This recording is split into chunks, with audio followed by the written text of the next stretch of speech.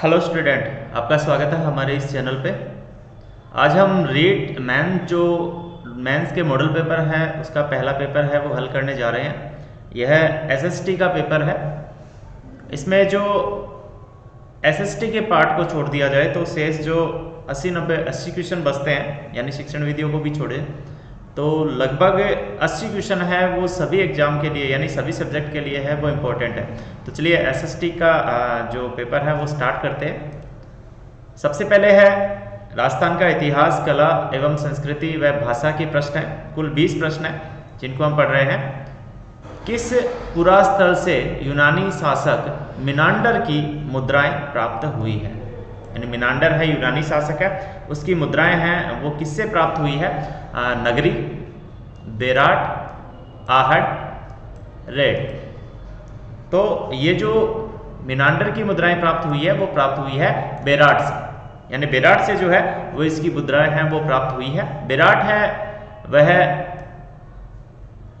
वर्तमान में जयपुर स्थान पे स्थित है, यानी हमारा जो जयपुर है उस जयपुर के अंदर स्थित है। तो जयपुर के अंदर ये सभ्यता है वो मिली है। बेराट जो है विराट नगर के नाम से जाना जाता था और यह प्राचीनतम सभ्यता है जहाँ पर अशोककालीन यानी सम्राट अशोक का शिलालेख भी मिला है। तो यहाँ पर कई चीज़ें हैं वो मिली है। यहीं पर यूनानी शासक जो मिनांडर है उसकी मुद्राएं मिली है। नेक्स्ट है ताम्रवती किस सभ्यता का प्राचीन नाम है? ताम्रवती किस सभ्यता का प्राचीन नाम है? आहड़, कालीबंगा, गिलून, बागोर। तो आहड़ जो नाम है, आहड़ जो सभ्यता है वह ताम्रवती सभ्यता का प्राचीन नाम है। हमें याद रखना है एक और आता है इसके अंदर ताम्रवती नगरी आता है। तो ताम्रवती नगरी यदि जहां हमें आपको देखने को मिलता है तो ताम्रवती नगरी की जगह पे आएगा अपने गणेश्वर।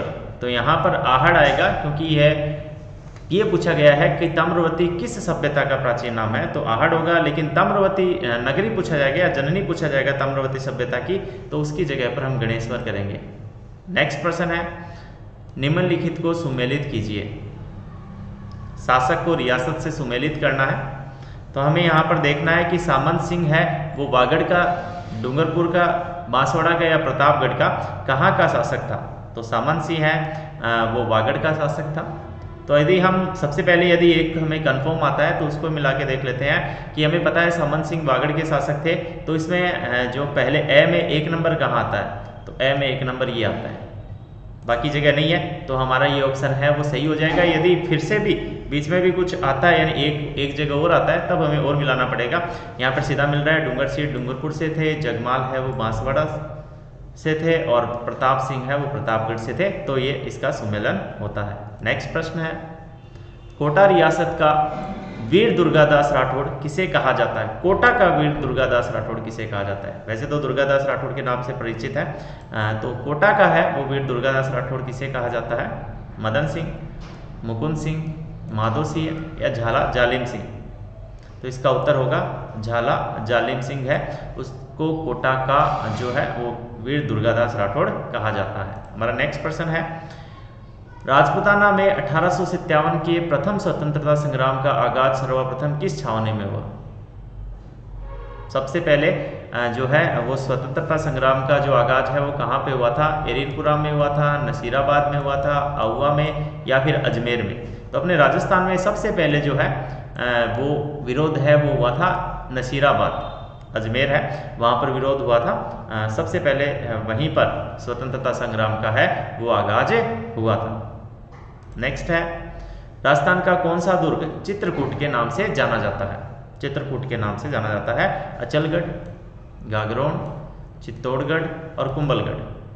तो इसमें जो चित्रकूट के नाम से जाने जाने वाला दुर्ग है वो चित्तौड़गढ़ है। नाम से ही पता चल जाता है हमें कि चित्रकूट, चित्तौड़गढ़। तो ये अपने को ध्यान में रखना है।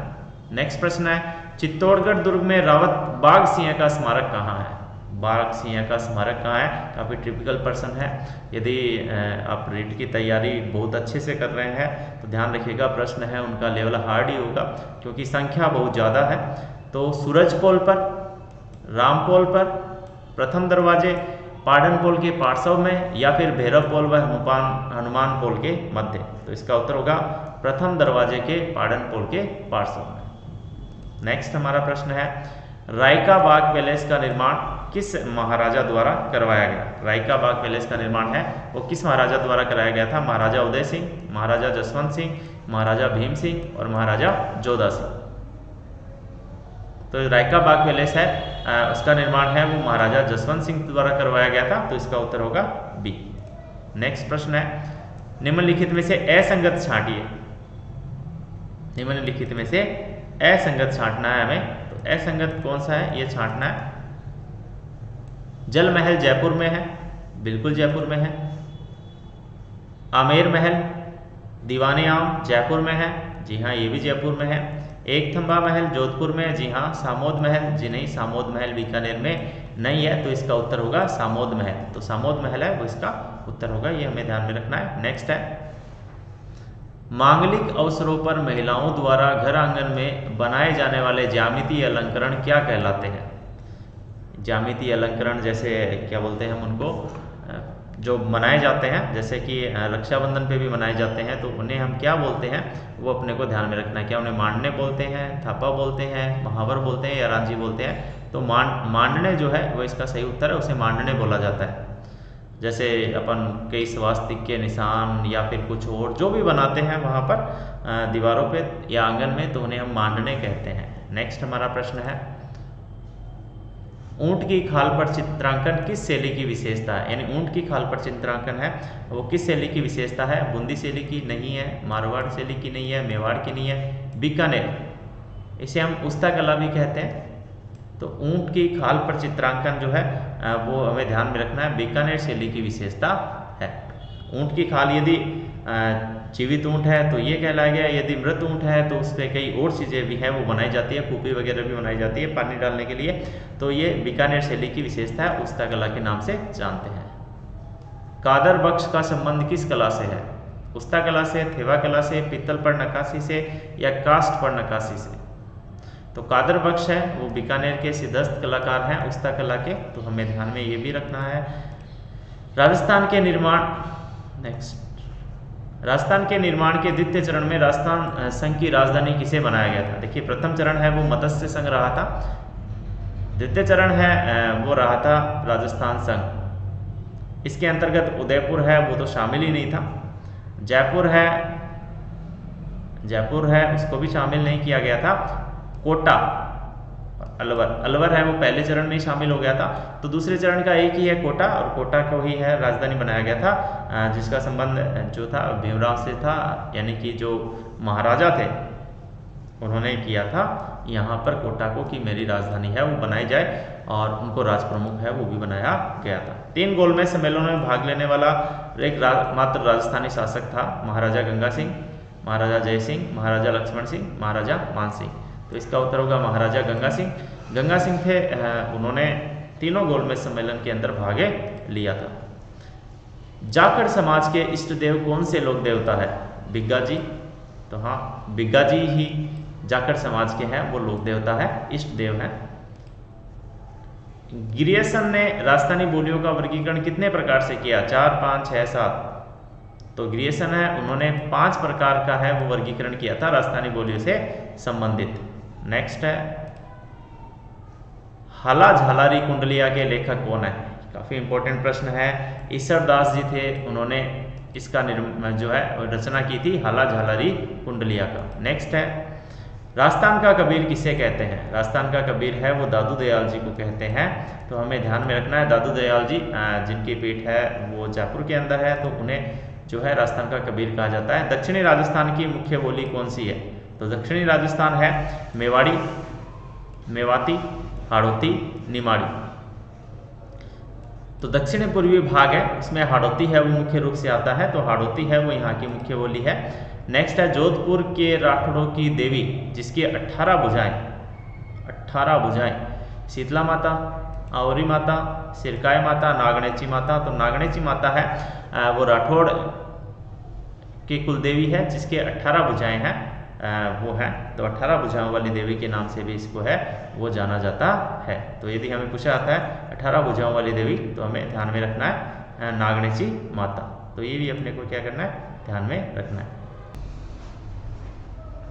नेक्स्ट प्रश्न जो है वो है राजस्थान का क्षेत्रफल कितना है। राजस्थान का क्षेत्रफल कितना वर्ग मील है। यहाँ पर हमें यह ध्यान में रखना है कि क्षेत्रफल पूछा गया है वर्ग मील के अंदर। तो वर्ग किलोमीटर में तो हम हमेशा ही पढ़ते हैं 3,42,239 वर्ग किलोमीटर है, लेकिन यहाँ पे पूछा गया है वर्ग मील। अब मील में अपने को याद रखना जरूरी है। तो 3,42,239, तो ये तो नहीं होगा क्योंकि मैंने पहले बता दिया है। 4,32,263, ये भी नहीं होगा क्योंकि एक मील जो है उस मील के अंदर 1.6 किलोमीटर होते हैं, तो इससे कम ही आएगा। तो 1,32,140, 3,12,140, तो इसका जो क्षेत्रफल आएगा वो आएगा 3,32,140 वर्ग मील। तो ये अपना उत्तर हो जाएगा। तो यहाँ से हमें देखना है कि हमारा उत्तर क्या रहा, 1,32,140 वर्ग मील। नेक्स्ट है, हमें इसके लिए क्या करना है, 3,42,239 में 1.6 का भाग नहीं देना है। पहले हम क्या करेंगे, इसकी एक भुजा निकालेंगे। लेकिन आपको सीधा ही याद रख लेना है कि जो यहाँ पर सीधा सीधा अपने को याद रखना है कि टोटल जो है इसका क्षेत्रफल 1,32,140 वर्ग मील ही आएगा। नेक्स्ट है, सर्वप्रथम राजस्थान का व्यवस्थित भूवैज्ञानिक अध्ययन किसने किया था। तो Heron, James Tod, Harimohan Saxena या उपरोक्त सभी। तो सबसे पहले व्यवस्थित जो भूवैज्ञानिक अध्ययन है वो हेरोन ने किया था, ये अपने को ध्यान में रखना है। हरिमोहन सक्सेना ने व्यवस्थित अध्ययन भी जो है वो वर्तमान में सबसे अच्छी बुक आती है। यदि आपको पढ़ना है ज्योग्राफी तो अच्छी तरह से है, समझा कर पढ़ाया गया है। जेम्स टोड है, उन्होंने राजस्थान के इतिहास के पिता कहा जाता है क्योंकि उन्होंने काफ़ी समय तक जो है यहाँ के अध्ययन किया था, लगभग 3-4 साल तक घोड़े पर घूमकर अध्ययन किया था। तो हमारा राजस्थान का व्यवस्थित भूवैज्ञानिक अध्ययन किसने किया, तो इसका उत्तर होगा हेरोन। चलिए नेक्स्ट चलते हैं। सुमेलित कीजिए, हमें सुमेलित करना है इनके संदर्भ में। ये अकाल है और इधर सन है। तो सबसे पहले अपने आता है छप्पनिया काल। छप्पनिया काल है वो 1956, अपने को ध्यान में रखना 1956। तो ये 1956 जो है वो विक्रम संवत है, यानी विक्रम संवत 1956 है। तो यहाँ पर विक्रम संवत क्या होता है, विक्रम संवत में यदि अपन जो है 57 जोड़ते हैं, घटाते हैं 57 विक्रम संवत, जैसे 1956 है तो 1956 में से हम क्या करेंगे 57 घटाएंगे, तब ईस्वी सन आता है। तो यहाँ पर सम्मिलित करना है कि ईस्वी सन से यहाँ पे करना है सम्मिलित। तो जो आएगा 1899 आएगा। तो यानी कि छप्पनिया काल है वो कब पड़ा था, सन 1899 है इसमें हुआ था। उसके बाद आता है सहसा बदूसा अकाल। सहसा बदूसा अकाल है वो दूसरा मुख्य अकाल है। तो हम पहले भी मैंने आपको बताया था, यदि हम सुमेलित पहला सुमेलित करके देखेंगे, सहसा बदूसा है वो 1842 में, त्रिकाल अकाल है वो 1869 में, और चालीसा अकाल है वो 1783 में। यानी चारों मिल रहे हैं A, B, C, D। तो इसका उत्तर होगा B। नेक्स्ट हमारा प्रश्न है, लेटराइट मिट्टी का क्षेत्र है। लेटराइट मिट्टी, लेटराइट मिट्टी जो है वो एक ऐसी मिट्टी है जो अधिक तापमान प्लस अधिक वर्षा, इन दोनों वाले भागों पर मिलती है। जिसकी वजह से क्या होता है, अधिक वर्षा के कारण जो रेत के जव कण है वो तो बह जाते हैं, और अधिक ताप के कारण है वो मिट्टी है बाद में जम जाती है और जमकर ईंट जैसी हो जाती है, उसे लेटराइट मिट्टी कहते हैं। वैसे भी लेटर शब्द है वो लैटिन भाषा का है जिसका शाब्दिक अर्थ ईंट होता है, तो ईंट के समान। तो राजस्थान के दक्षिणी हिस्से में ये मिट्टी पाई जाती है। तो देखते हैं, चलो राजसमंद भीलवाड़ा ये भी दक्षिण में ही है, डूंगरपुर उदयपुर ये भी दक्षिण में ही है, राजसमंद पाली और पाली जालौर, इनमें से जो इसका उत्तर होगा डूंगरपुर, उदयपुर, बांसवाड़ा, इन क्षेत्रों में जो है वो लेटराइट मिट्टी है वो पाई जाती है। नेक्स्ट प्रश्न है, राजस्थान के कितने प्रतिशत भाग पर वन पाए जाते हैं। राजस्थान के कितने प्रतिशत भाग पर वन पाए जाते हैं, 9.5, 9.6, 9.7, 9.8। तो लास्ट टाइम था वो था 9.59, और अभी जो आ रहा है 9.6 आ रहा है। तो इसका उत्तर होगा 9.6% भाग पर है वो वन है राजस्थान के अंदर पाए जाते हैं, जबकि 33% भाग पर वन होने चाहिए। तो ये है काफ़ी कम है उसकी तुलना में। नेक्स्ट है, रामगढ़ विश्व घाटी को राजस्थान का चौथा टाइगर रिजर्व कब घोषित किया गया था? तो ये जो पार्क है इसे अभी कुछ ही दिनों पहले है वो चौथा टाइगर रिजर्व घोषित किया गया है 2022 में। तो मार्च, मई, जुलाई या सितंबर, कौन से महीने में इसे घोषित किया गया था? उत्तर होगा इसका मई 2022 है। उसको चौथा टाइगर रिजर्व है वो इसे घोषित किया गया था। पहले 3 थे, ये चौथा बना। कागदी पिकअप बांध किस नदी पर बना हुआ है? कागदी पिकअप बांध है वो किस नदी पर बना हुआ है? बनास, बेड़च, कोठारी, माही। तो इसका उत्तर होगा माही। माही नदी पर 3 बांध बने हैं। पहला बांध है वो बना है माही बजाज सागर बांध। माही बजाज सागर बांध, माही बजाज सागर बांध है वो राजस्थान का सबसे लंबा बांध है। दूसरा बांध बना है कागदी पिकअप जिसकी हम चर्चा कर रहे हैं। ये दोनों बांध है वो राजस्थान के अंदर बने हैं। ये दोनों ही बांध है वो राजस्थान के अंदर बने हैं, कागदी पिकअप और माही बजाज सागर। तो राजस्थान में भी ये बांसवाड़ा जिले में बने हैं। जबकि तीसरा बना है कडाना बांध, ये कडाना बांध गुजरात में बना है। तो इसका उत्तर है वो माही होगा। अपने को ध्यान में रखना है, तीनों चीजें भी याद रखनी है। महाराणा प्रताप का स्मारक, महाराणा प्रताप का स्मारक किस झील के किनारे बना हुआ है? तो महाराणा प्रताप का स्मारक है वो कौन सी झील के किनारे है? उदय सागर, पिछोला, फतेह सागर, जयसमंद। तो इसका उत्तर होगा फतेह सागर झील के किनारे है वो महाराणा प्रताप का है वो स्मारक बना हुआ है। नेक्स्ट है बेरठा बांध, कई बार इसे बंद बेरठा के नाम से भी पढ़ा जाता है। कहाँ पर है? उदयपुर, करौली, भरतपुर और जोधपुर। तो इसमें से बंद बेरठा जो है वो बांध जो है हमें ध्यान में रखना है भरतपुर, करौली। तो इसका जो उत्तर होगा वह होगा जो बंद बेरठा है वह भरतपुर के अंदर है। भरतपुर के अंदर है बंद बेरठा। तो ये अपने को ध्यान में रखना है इसका उत्तर। नेक्स्ट प्रश्न जो है तो बेरठा जो बांध है वह भरतपुर जिले के अंदर है। नेक्स्ट हमारा जो प्रश्न है वो राजस्थान में जौ का सर्वाधिक उत्पादक जिला है, यानी राजस्थान के किस जिले में सबसे ज़्यादा है वो जौ का उत्पादन होता है? तो जौ का उत्पादन करने वाला मुख्य जिला है वो जयपुर, गंगानगर, भीलवाड़ा, अजमेर। तो इसका उत्तर होगा जयपुर, यानी सबसे ज़्यादा जो जौ का उत्पादन होता है वो जयपुर जिले के अंतर्गत होता है। जबकि हाँ पूरे भारत में है वो सबसे ज़्यादा जौ का उत्पादन है वो उत्तर प्रदेश करता है। नेक्स्ट है राजस्थान का दूसरा आणविक ऊर्जा संयंत्र कहाँ प्रस्तावित है? पहला है चित्तौड़गढ़, प्रतापगढ़, उदयपुर, बांसवाड़ा। ये 4 है। तो आपको बताना है पहला तो हमें पता है कि रावतभाटा चित्तौड़गढ़ के अंदर है ही पहला। तो अब हमें यह ध्यान में रखना है कि दूसरा कहाँ पर बनने वाला है या प्रस्तावित है। तो इसका उत्तर होगा बांसवाड़ा, यानी दूसरा जो प्रस्तावित है या बनने वाला है वो बांसवाड़ा में बनेगा। ये अपने को ध्यान में रखना है। नेक्स्ट है राजस्थान का ग्रामीण लिंगानुपात कितना है? राजस्थान का ग्रामीण लिंगानुपात 921, 926, 933, 941। तो ग्रामीण लिंगानुपात है वो अपने को ध्यान में रखना है। वैसे तो हमें पता है कि राजस्थान का जो लिंगानुपात है वो 928 है, लेकिन ग्रामीण लिंगानुपात कितना है? तो ग्रामीण लिंगानुपात है वो ज़्यादा है, वो है 933। तो इसका उत्तर होगा 933। नेक्स्ट है ईसरदा बांध। ईसरदा बांध किस नदी पर बना हुआ है? चंबल, काली सिंध, बनास, मैना। ये जो बांध है वो बना हुआ है बनास नदी पर। तो बनास नदी पर बना हुआ बांध है जिसे हम ईसरदा बांध के नाम से भी जानते हैं। नेक्स्ट है राजस्थान में सर्वाधिक जिलों से गुजरने वाला NH कौन सा है? 11, 52, 919 और 8। तो NH 52 है वो राजस्थान का सबसे लंबा राष्ट्रीय राजमार्ग है। NH सबसे लंबा जो है वो राष्ट्रीय राजमार्ग NH 52 है जो कि 993 किलोमीटर लंबा है, जबकि सबसे छोटा NH है वो है 919। ये सबसे छोटा NH है। हमें ये बताना है कि सर्वाधिक जिलों से कौन सा गुजरता है। तो सबसे ज़्यादा जिलों से है वो सबसे लंबा है वही गुजरता है NH 52। ये लगभग 8 जिलों से है वो राजस्थान के होकर गुजरता है। नेक्स्ट है राजसमंद का काला गुमान क्षेत्र किसके लिए प्रसिद्ध है? पन्ना,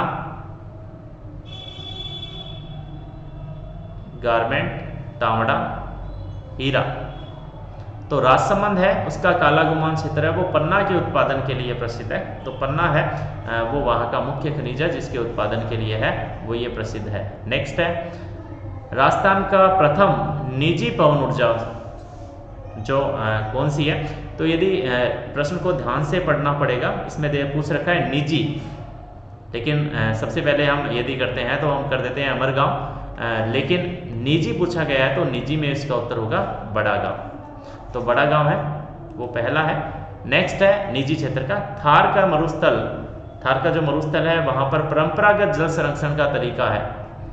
परंपरागत जल संरक्षण का तरीका कौन सा है? खड़ीन है या टांका है या बावड़ी है या फिर तालाब है। तो परंपरागत, तो अपने यहाँ पर हम देखते हैं कि परंपरागत रूप से टांका, जिसे हम कहते हैं कुंड, तो कुंड बनाए जाते हैं, तो यही परंपरागत जल स्रोत का मुख्य तरीका है। नेक्स्ट प्रश्न है राजस्थान टूरिज्म पॉलिसी कब लागू हुई थी? राजस्थान टूरिज्म पॉलिसी कब लागू हुई थी? कई बार ये प्रश्न है वो पूछ लिया गया है, अभी सेकंड ग्रेड के अंतर्गत भी आया था, तो सेकंड ग्रेड में भी है वो हमें पूछा गया था कि कौन सी है। तो अपने को ध्यान में रखना है, यहाँ पर जो मुख्य है वो है 2021 में है वो इस पॉलिसी को लागू किया गया था। नेक्स्ट हमारा प्रश्न है ताल छापर अभ्यारण्य की तर्ज पर किस जिले में चिंकारा अभ्यारण्य बनेगा? वाह, चिंकारा काले हिरण जो कि ताल छापर में पाए जाते हैं, जोधपुर में भी जो है वो इसकी संख्या है। तो यहाँ पर एक और अभ्यारण्य बनेगा, जोधपुर, नागौर, बीकानेर और झुंझुनू। तो इसका उत्तर होगा झुंझुनू।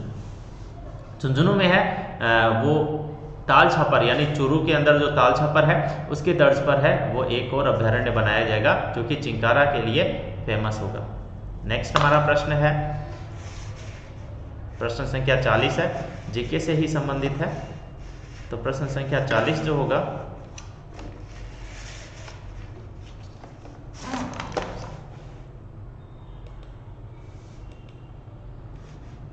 जो है जनजातियों से संबंधित है राजस्थान की। भील पुरुष अपने बालों को ढकने के लिए सिर पर क्या पहनते हैं? कछाऊ, पगड़ी, पोत्या या पितोछा।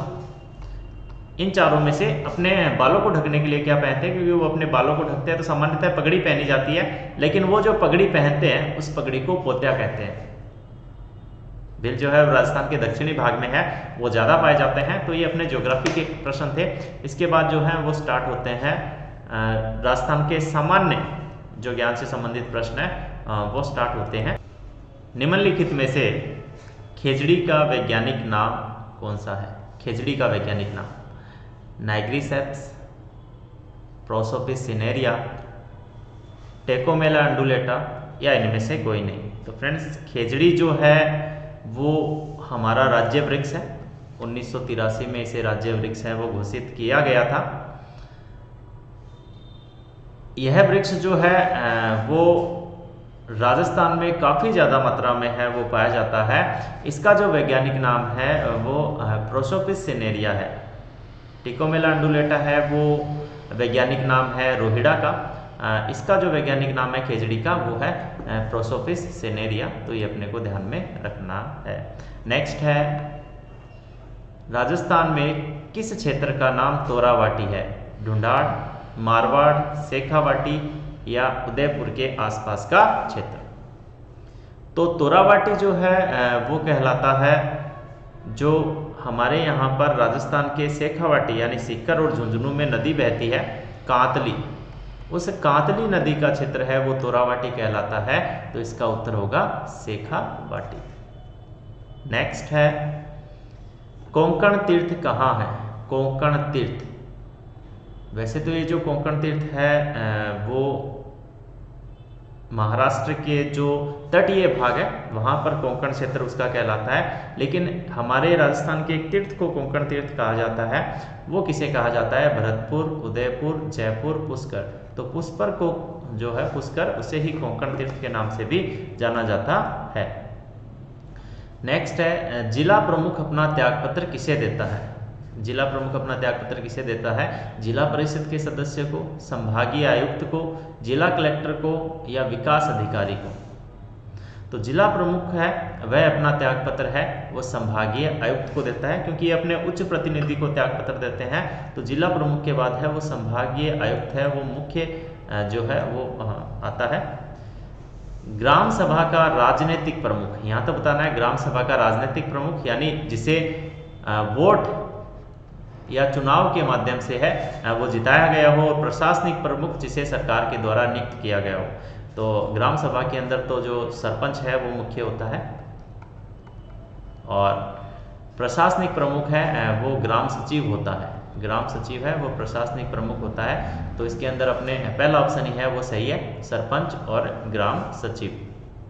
नेक्स्ट प्रश्न है, मुख्यमंत्री जो बाल गोपाल योजना है उसके संदर्भ में सही कथन कौन सा नहीं है यानी असत्य है। यह योजना स्कूल शिक्षा विभाग द्वारा चलाई जा रही है, ये सही एकदम स्कूल शिक्षा विभाग द्वारा ही चलाई जा रही है। इस योजना का प्रारंभ 29 नवंबर 2022 को किया गया, ये भी सही है। ये योजना कक्षा 1 से 8 तक के छात्रों के लिए है, ये कथन भी एकदम से सही है। तो ये तीनों सही है और हमें बताना क्या है, असत्य। तो तीनों सही है, डी ऑप्शन है उपयुक्त तीनों सही है, तो इसका उत्तर होगा उपयुक्त तीनों सही है, यही इसका ऑप्शन है वो होगा। नेक्स्ट हमारा प्रश्न है, राजस्थान का पहला जनता क्लिनिक किस शहर में चालू किया गया है? जनता clinic Udaipur, Kota, Jaipur, Jodhpur. Current GK का क्वेश्चन है समसामयिक से संबंधित। तो राजस्थान का पहला जो जनता क्लिनिक है वो जयपुर शहर के अंदर चालू किया गया है, तो ये हमें याद रखना है। नेक्स्ट है शैक्षिक परिदृश्य। ये जो है शिक्षा से संबंधित जो विविध कार्यक्रम चलाए जा रहे हैं उससे प्रश्न है। कुल 6 या 7 प्रश्न आएंगे, हमने इसमें 6 प्रश्न रखे हैं। चलिए देखते हैं। ISQE का पूरा नाम क्या है? State initiative of quality education, state initiative in quality education, state initiative for quality education, state initiative on quality education. तो अपने को ध्यान में रखना है, कंफ्यूज ये करते हैं ऑफ, इन, फॉर, ऑन। इनमें हमें ध्यान में रखना है पूरा नाम क्या है, तो फॉर यानी 4 आएगा यहाँ पर, और यही हमें कंफ्यूज करने के लिए ऐसे ऑप्शन दिए जाएंगे। तो ISQE का पूरा नाम है state initiative for quality education, ये इसका सही उत्तर होगा। नेक्स्ट है स्माइल कार्यक्रम कब चालू किया गया था? स्माइल कार्यक्रम है वो कब चालू किया गया था, ये हमें बताना है। तो 13 अप्रैल 2020 सही एकदम से, इस तारीख से इसे स्टार्ट किया गया था। उसके बाद इसका जो दूसरा चरण है स्माइल, दूसरा चरण है वो किया गया था नेक्स्ट अगले 2 नवंबर, और उसके बाद में 2021 में नवंबर है वहाँ पर तीसरा है वो स्टार्ट किया गया था, 21 तक नहीं पहुंचे। तो ये अपने को ध्यान में रखना है, ये तीनों चरण है इस प्रोग्राम के। ये स्माइल प्रोग्राम है वो किया गया था जो लॉकडाउन लगा था उस लॉकडाउन में स्टार्ट किया गया था बच्चों को पढ़ाने के लिए। 13 अप्रैल को पहला चरण, 21 जून को दूसरा और 21 नवंबर को तीसरा चरण है वो चलाया गया था। तो अपना पूछा गया है कि कब प्रारंभ हुआ था, तो 13 अप्रैल 2020 को। नेक्स्ट है प्रधानमंत्री ई विद्या योजना का संबंध किस कक्षा से है? ई विद्या योजना कक्षा 1 से 5, कक्षा 6 से 8, कक्षा 1 से 10, कक्षा 1 से 12। तो ई विद्या योजना का संबंध है वो कक्षा 1 से 12 है। 1 से 12 तक के विद्यार्थी है वो इस योजना का लाभ है वो उठा सकते हैं। नेक्स्ट है विद्यालय प्रबंधन की कार्यकारिणी समिति में कितने सदस्य मनोनीत होते हैं? कार्यकारिणी समिति में कितने सदस्य मनोनीत होते हैं? 9, 1, 2, 11। कार्यकारिणी जो समिति होती है उसके अंतर्गत है वो सदस्य जो मनोनीत होते हैं उनकी संख्या होती है 2। तो कार्यकारिणी समिति के सदस्यों की संख्या अपने को ध्यान में रखनी है, 2 होती है, तो इसका सही उत्तर होगा 2। नेक्स्ट है राष्ट्रीय शिक्षा नीति 2020 के अनुसार फाउंडेशन स्टेज में बच्चों की आयु क्या है? जो अभी नेशनल एजुकेशन पॉलिसी चलने वाली है 2020 जिसे पूर्णतः लागू नहीं किया गया है, उसके अकॉर्डिंग एक क्लास चलेगी अलग से फाउंडेशन। तो इस फाउंडेशन जो स्टेज है इस स्टेज पर बच्चों की आयु क्या रहेगी? तो इस स्टेज पे बच्चों की आयु रहेगी 3 से 6 वर्ष। इसमें जो बच्चे हैं वो पढ़ेंगे, जो आंगनबाड़ी केंद्र है वहां पर पढ़ेंगे, उसके बाद है वो स्कूल में प्रवेश लेंगे। तो ये अपना इसका उत्तर होगा 3 से 6। नेक्स्ट है आरटीई हेतु आवश्यक दस्तावेज है। आरटीई हेतु आवश्यक दस्तावेज क्या है? जन्म प्रमाण पत्र, राशन कार्ड, आधार कार्ड या उपरोक्त सभी। तो इसमें एक तो जन्म प्रमाण पत्र चाहिए, जन्म प्रमाण पत्र तो चाहिए। इसके साथ जो आईडी है या आपने जो कहते हैं एड्रेस का वेरिफिकेशन है, वो राशन कार्ड या आधार कार्ड कोई भी हो उसके द्वारा किया जा सकता है। तो सभी है वो चल जाते हैं, आवश्यक दस्तावेज है वो ये तीनों ही चल जाते हैं, लेकिन जन्म प्रमाण पत्र है वो जरूरी होता है बच्चे का, तो ये अपने को ध्यान में रखना है। नेक्स्ट है निःशुल्क एवं अनिवार्य शिक्षा का अधिकार। निःशुल्क एवं अनिवार्य शिक्षा का अधिकार, इसके 6 प्रश्न है, लगभग इतने ही क्वेश्चन है वो एग्जाम में आने वाले हैं। आरटी एक्ट 2009 की किस धारा के तहत यह प्रावधान किया गया कि प्रत्येक राज्य अपने यहाँ शिक्षा के अधिकार के संदर्भ में नियम बना सकता है? 8, 18, 28, 38।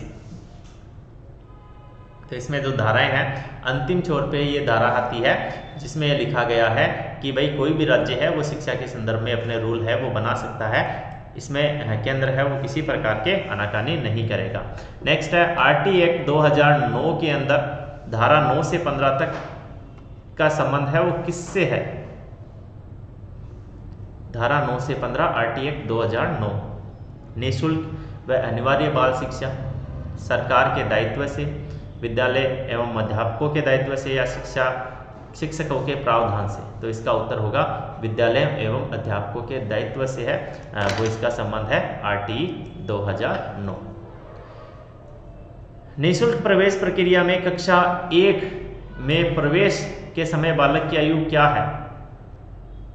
न्यूनतम 5 वर्ष, अधिकतम 9 वर्ष, 5 वर्ष से 7 वर्ष या इनमें से कोई नहीं। तो बालक है वो कम से कम 5 वर्ष, और यदि 7 वर्ष तक जाता है 5 से 7 वर्ष तो इसकी आयु है 5 से 7 वर्ष तक की जो आयु है उसको कक्षा 1 में प्रवेश है वो दिया जाएगा, ये अपने को ध्यान में रखना है। इसके अलावा जो अन्य भी अब भी चल रहे हैं वो क्षेत्र कार्यक्रम चल रहे हैं, जैसे कि जो शिक्षा के अंतर्गत है हमारे ये भी ध्यान में रखना है कि 5 वर्ष है उसके बाद ही स्कूल में प्रवेश देना है। लेकिन एनईपी 2020 के अंदर एक स्कीम चल रही है, उस स्कीम के अंतर्गत क्या होगा, पहले फाउंडेशन स्टेज चलेगी जो कि आंगनबाड़ी में होगा, उसमें 3 से 6 वर्ष तक के बच्चों को रखा जाएगा, उसके बाद में स्कूल में जाएगा। तो यहाँ पर जो इसका उत्तर होगा कक्षा 1 में 5 से 7 वर्ष आरटी के अंदर ये रहेगा। 5 वर्ष से कम बच्चे का हम आरटी के अंदर जो है वो नामकरण नहीं करा सकते। बाल अधिकार संरक्षण अधिनियम के लिए किस हेल्पलाइन नंबर की व्यवस्था की गई है? 198, 1098, 1044, 144 और 103। बाल अधिकार संरक्षण अधिनियम के लिए हेल्पलाइन नंबर की व्यवस्था की गई है, तो इसके अंदर व्यवस्था की गई है 1098। तो इसके लिए हम इस पर कॉल कर सकते हैं। शिक्षकों के लिए शिकायत निवारण तंत्र में गठित ब्लॉक स्तरीय समिति के अध्यक्ष कौन होते हैं? शिकायत निवारण तंत्र में गठित ब्लॉक स्तरीय जो समिति है उसके अध्यक्ष कौन होते हैं? ब्लॉक विकास अधिकारी, जिला सचिव या मुख्य कार्यकारी शिक्षा अधिकारी? तो इसका उत्तर होगा ब्लॉक विकास अधिकारी, ब्लॉक डेवलपमेंट ऑफिसर, बीडीओ जो है वो इसके अध्यक्ष होंगे। नेक्स्ट है आरटी एक्ट 2009 की धारा 12 के अनुसार बीपीएल परिवार के लिए 25% सीटें आरक्षित होगी। वह परिवार शामिल किया जाएगा जिनकी वार्षिक आय 1 लाख रुपए से कम हो, 2 लाख रुपए से कम हो, 2.5 लाख रुपए से कम हो या इनमें से कोई नहीं। तो 2.5 लाख रुपए है वो आय की सीमा रखी गई है। तो आरटी एक्ट 2009 में 25% सीटें है वो इनसे आरक्षित रखी जाएगी। नेक्स्ट है सामयिक विषय से है राजस्थान में नारी चौपाल की शुरुआत कहाँ से हुई है? तो ये जो मैनारी चौपाल है वो बनी है अपने राजगढ़ में। ये राजगढ़ है वो अलवर वाला है, अलवर वाला है, चूरू में भी राजगढ़ है, तो अलवर राजगढ़ से है वो मैनारी चौपाल की शुरुआत है वो हुई है। नेक्स्ट है हाल ही में राजस्थान सरकार ने 9वीं व 12वीं कक्षा के विद्यार्थियों को कैरियर मार्गदर्शन देने के लिए पहला पोर्टल शुरू किया है, वह पोर्टल कौन सा है?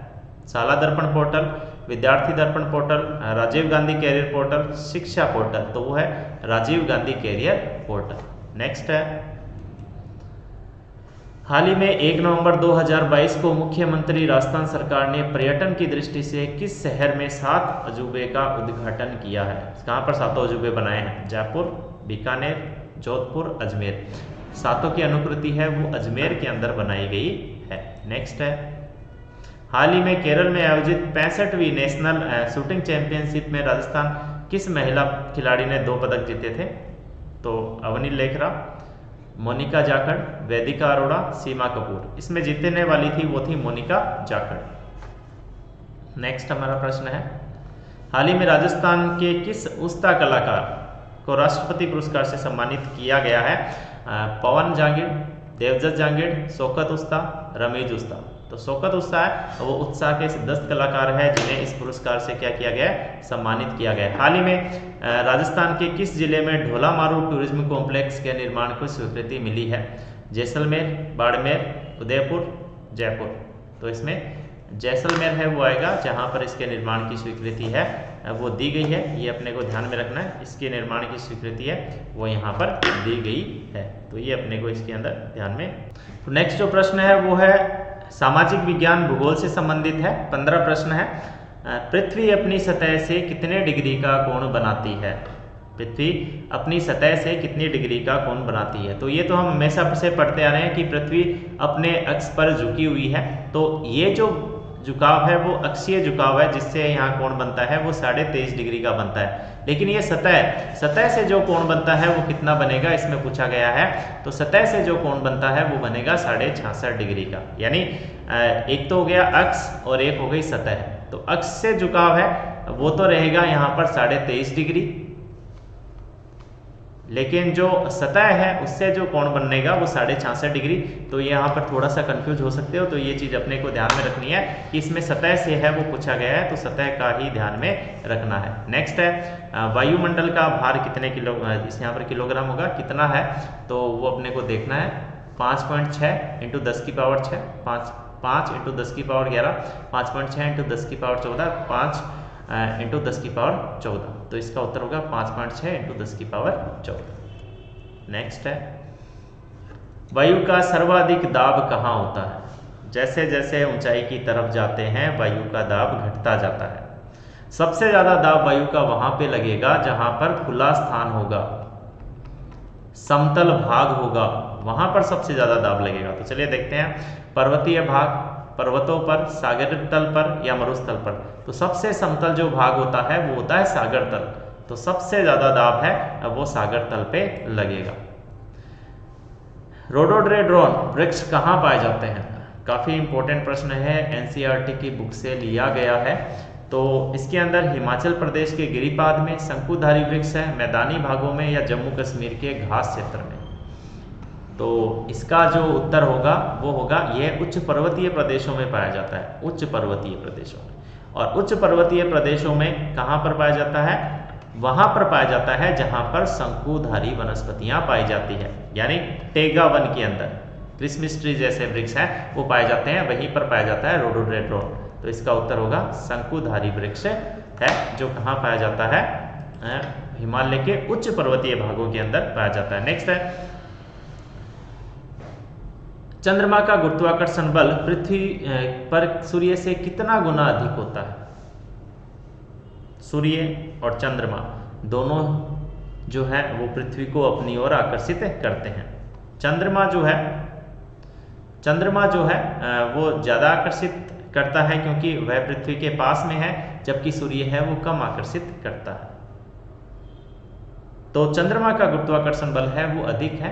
यह बल जो है वो 2.17 गुना है वो सूर्य से ज़्यादा है। तो ये अपने को उत्तर है वो ध्यान में रखना है। नेक्स्ट है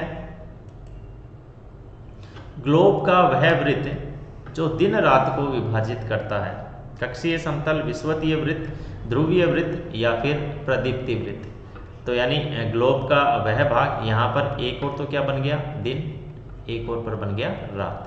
तो इसको विभाजित करने वाला जो भाग है वो क्या कहलाता है?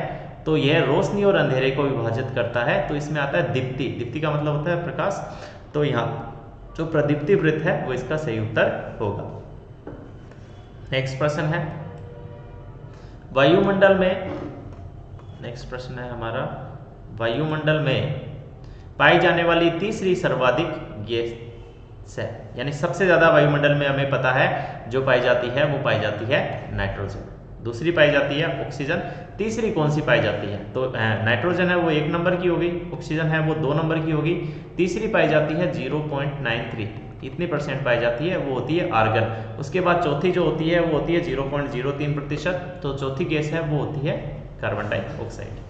नेक्स्ट है, फिजेंट व मोनाल जैसे पक्षी किस वन में पाए जाते हैं? शीतोष्ण सदाबहार वन, उष्ण सदाबहार वन, उष्ण पर्णपाती वन या शीतोष्ण पर्णपाती वन। तो ये जो पक्षी है वो शीतोष्ण पर्णपाती वनों के अंतर्गत है, वो पाए जाते हैं। तो ये भी अपने को जो है वो महत्वपूर्ण प्रश्न है, ये परीक्षा में आ सकता है। मानक तिथि अथवा दिवस रेखा कहलाती है, यानी जिस रेखा से दिवस का निर्धारण होता है वो कहलाता है भूमध्य रेखा। तो दिवस दिन यानी समय का निर्धारण जो होता है वो होता है देशांतर से।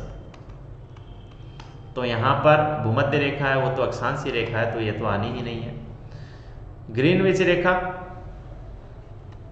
ये जो है 0 डिग्री है और 0 डिग्री है, उससे समय का निर्धारण होता है, दिन रात की अवधि का नहीं होता। 180 डिग्री देशांतर है वो सही उत्तर होगा। 180 डिग्री पूर्वी देशांतर, तो 180 डिग्री है ना तो पूर्वी होता है ना ही पश्चिमी होता है, तो इसका उत्तर होगा 180 डिग्री देशांतर। नेक्स्ट हमारा प्रश्न है, स्वतंत्रता के पश्चात स्थापित राजस्थान की एकमात्र चीनी मिल कौन सी है? तो राजस्थान के अंदर कुल 3 चीनी मिलें हैं। स्वतंत्रता के बाद स्थापित हमें पता करना है, तो पहली जो मिल है वो है मेवाड़ शुगर मिल, ये सबसे पहले स्थापित हुई थी। दूसरी जो है वो है गंगानगर शुगर मिल, तो ये 1932-1937 में दोनों स्थापित हुई थी। उसके बाद जब भारत आज़ाद हुआ तो 1965 के अंदर भारत के अंदर जो है वो मिल्स की स्थापना हुई थी, केशवराय पाटन। तो बूंदी के अंदर है केशवराय पाटन, यह स्वतंत्रता के बाद स्थापित राजस्थान की एकमात्र शुगर मिल है। नेक्स्ट है, कौन सी एक गर्म जल धारा है? Humboldt, Kuril, California, gulf stream. तो इसमें जो गर्म जल धारा है वो है गल्फ स्ट्रीम। यदि आपके धारा का टॉपिक जो है आपके है तो उसमें जो प्रश्न आना है वो सीधा सा ऐसे ही आएगा, कौन सी गर्म है कौन सी ठंडी है। तो हमें यही ध्यान में रखना है मुख्य रूप से। तो ये तीनों ही है वो ठंडी है, गल्फ स्ट्रीम है वो गर्म है। गल्फ स्ट्रीम और लैब्राडोर से संबंधित प्रश्न है वो आपके ज़्यादा आते हैं, तो ये यहाँ पर ध्यान देने योग्य है। असंगत छांटिए, रोका ब्राजील में, ये एक स्थानांतरित कृषि है, ठीक है, रोका ब्राजील में होता है। टावी श्रीलंका में नहीं होता फ्रेंड्स, रे वियतनाम में होता है, त्युंग्या म्यांमार के अंतर्गत होता है। तो इसमें जो असंगत है वो टावी श्रीलंका है। चलिए आज आप ये बताइए इस वीडियो में कमेंट करके ये बताइए कि जो टावी है वो स्थानांतरित कृषि कहाँ होती है? टावी स्थानांतरित कृषि है वो किस जगह पे होती है, ये आप हमें बताइए, वरना अगले जो वीडियो है उसमें हम आपको जरूर बता देंगे। नेक्स्ट है, कौन सी कृषि खट्टे फलों से संबंधित है? भूमध्य सागरीय, बागाती, स्थानांतरित, वाणिज्यिक कृषि। तो फ्रेंड्स भूमध्य सागर जो है, भूमध्य सागर, यहाँ पर जो कृषि होती है मुख्यतः ऐसी कृषि होती है जिसमें रसदार फल ज़्यादा लगाए जाते हैं। क्यों? क्योंकि ये सर्दियों में होती है और सर्दियों में जो है वो आर्द्रता काफ़ी बनी रहती है। तो अधिक आर्द्रता वाले स्थान पर है वो रसदार फल है वो प्राप्त किए जाते हैं, जैसे आम है, जैसे अनार है, जैसे अंजीर है, अंगूर है, ये सारे उत्पादित किए जाते हैं। तो भूमध्य सागरीय कृषि होगा। भूमध्य सागरीय कृषि होने के यानी रसदार फलों के उगने के कारण ये क्षेत्र है वो शराब के लिए भी फेमस है, वाइन के लिए भी फेमस है। जंग का कटोरा किसे कहा जाता है? Pune, Pittsburgh, Detroit, Michigan. तो जो जंग का कटोरा है, जंग का कटोरा, देखिए पिट्सबर्ग को कहा जाता है, ये पिट्सबर्ग है वो रसिया वाला नहीं है, ये पिट्सबर्ग है यूएसए का। तो यूएसए में स्थित जो पिट्सबर्ग है उसे जंग का कटोरा कहा जाता है, यहाँ पर भी कंफ्यूज नहीं होना है। विश्व का सबसे बड़ा औद्योगिक जो प्रदेश है वो कौन सा है वो आपको बताना है। विश्व का सबसे बड़ा औद्योगिक प्रदेश, चीन, जापान, जर्मनी, यूएसए। तो विश्व का सबसे बड़ा औद्योगिक प्रदेश है वो यूएसए है। हालांकि यूएसए की खोज है वो 1492 के अंदर हुई थी, 1492 के अंदर इसकी खोज हुई थी। फिर भी विश्व का सबसे बड़ा औद्योगिक प्रदेश बन गया, क्योंकि यहाँ पर जो लोग बसे वो कहाँ से गए थे, यूरोप से गए थे। क्योंकि ये पहले से विकसित थे, इसलिए उन्होंने इस पूरे महाद्वीप को अपने हिसाब से बसाया, अपने अकॉर्डिंग बसाया। तो पूरी तरह से औद्योगिक सारे क्षेत्र है वो एकदम विकसित तरीके से बसाए थे, इसीलिए वर्तमान में 1 नंबर पे है, यानी सबसे ज़्यादा विकसित है। और यहीं पर औद्योगिक प्रदेश भी सर्वाधिक विकसित है। तो ये थे अपने ज्योग्राफी के प्रश्न। इसके बाद आते हैं हिस्ट्री के प्रश्न। रीटा एसएसटी के मॉडल पेपर ऐप पर स्टार्ट हो चुके हैं और आज इनका पहला पेपर हुआ है। ये पेपर का सॉल्यूशन है। आप गुरुकुल धाम ऐप प्ले स्टोर पे जाइए और डाउनलोड कीजिए। अभी डाउनलोड करें।